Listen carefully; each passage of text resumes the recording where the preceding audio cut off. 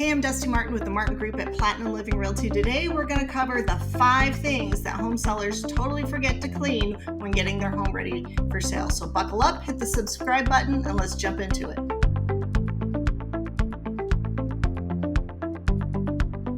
I see it a lot when I go to list a home, or especially when I'm with buyers and they are calling out things or wrinkling their nose at things that a lot of us forget to clean in our home. So we always think of decluttering and tidying up and mopping the floors, but a lot of times we forget the everyday basic details because we see them so often, we don't even realize how dirty they are.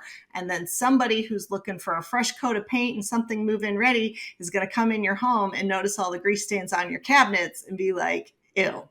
So I got together with some of my favorite agent friends from across the country, and we came up with this list of the 5 things our buyers notice the most that sellers forget to clean. First and foremost, windowsills, baseboards, and door trim.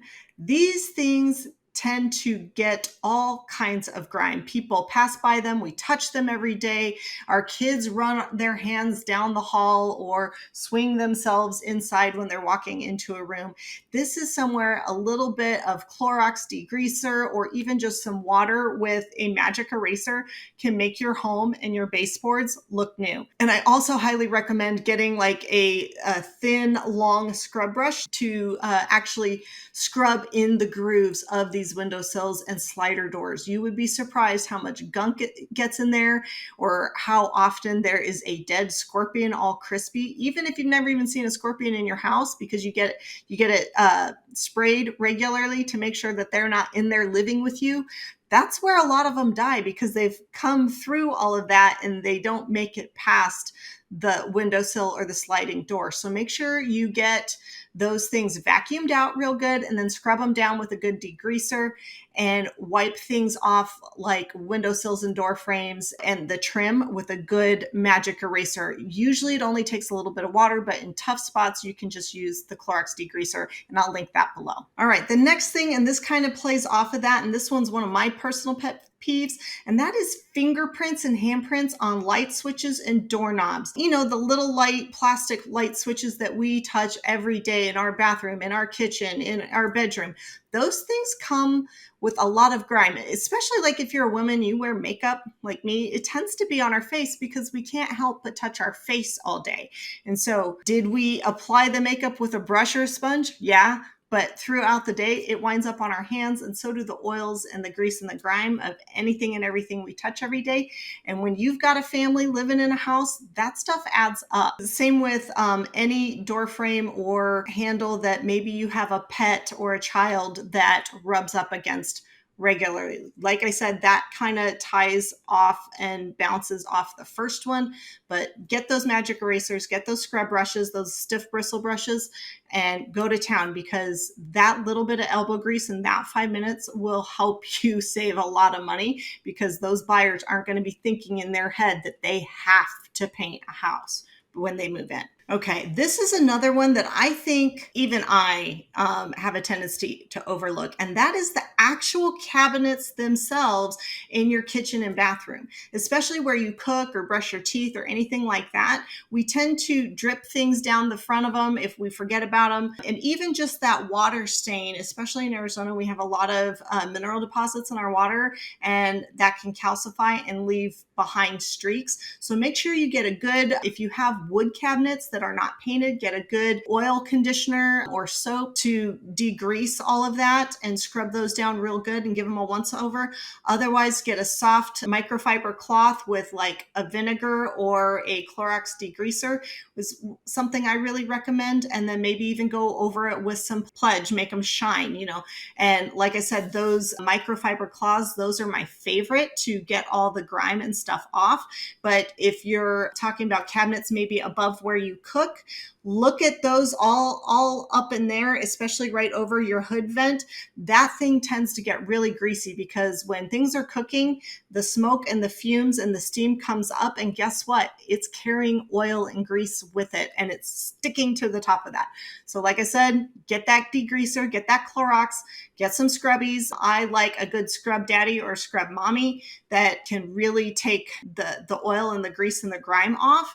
Those are my favorite, but even some Dawn dish soap and a stiff bristle brush will do the trick. If you have painted cabinets, try to be a little easier on them and not so abrasive because the paint will come off. And if you're concerned about it, maybe on the inside of one cabinet, test a little spot to see what you can get away with and what you can't.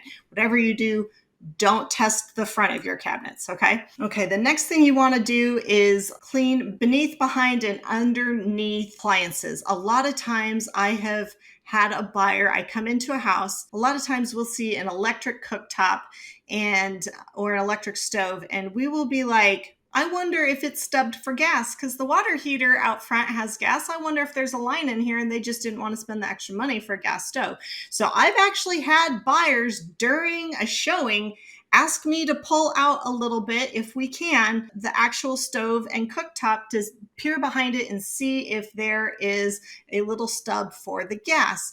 And unfortunately, we find a lot of gunk back there. And you would be surprised how many times we actually do that and we look back there and there is dead bugs or rodent feces. So even if you think your home's clean, make sure you're pulling those appliances out like at least once a quarter to sweep behind them, especially like in your laundry room as well. On the side, you'll see a lot of lint and stuff, and that might lead a buyer to think they don't clean very well and maybe they don't take care of the house very well. I bet I have to have all these vents from the dryer now cleaned out, and that's going to be an added expense when I move in.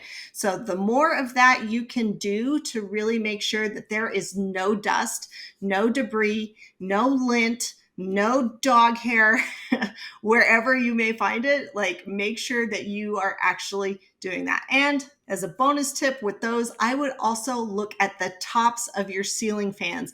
Get those wiped off, especially if you have dogs or cats, especially double asterisk if they have long hair, because those fans, especially if you have them going all the time, will collect not just the dust, but the actual hair. And I have seen fans, even in homes that are otherwise really clean, with like 2 inches of dog hair or cat hair flying off the back end of each fan blade. So please, please, please make sure you look at all of your appliances and your ceiling fans and get all of that lint and hair and debris and dust out of there. You want that buyer to feel like your home is brand new and move-in ready. And while you're at it, going back to the appliances and the fingertips and all of that, take a magic eraser and a degreaser to your appliances, even if you are not leaving them with the home, because buyers are going to want to feel how they expect to feel their dream home to be. And so if they can picture themselves and everything's all new and shiny and pretty and super clean, even if your appliances aren't new, if they can see themselves there and feel calm and they're not seeing all the drips and stains and fingerprints of daily life, it will help them see themselves in your home more, and you're more likely to get it sold faster. The next thing I would like to touch on is closets and storage areas. Yes, buyers are going to look. They want to know how much closet space. And this goes beyond just the walk-in closet in the primary suite. I'm talking all the closets. They want to know how much stuff they can fit in there once they move in, because a lot of buyers are moving up.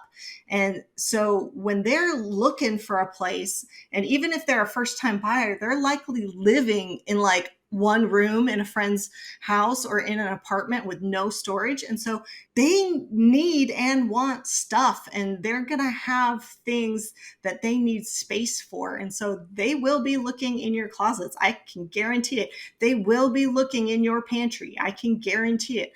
And so what I would do is I would absolutely go through Marie Kondo style, purge those closets and storage areas, but then also kind of take a page out of the home edit and like make everything shelf ready, really pretty. It wouldn't hurt to invest in some pretty storage and organizational bins or shelves of some kind, simply because it helps the buyer picture themselves there. And you want your space to look as big as possible, even in a small home. If you're wondering what other things you might need to do specifically for your home to get it on the market, go ahead and give me a call at 480-717-9405 or visit my website at dustymartinrealtor.com.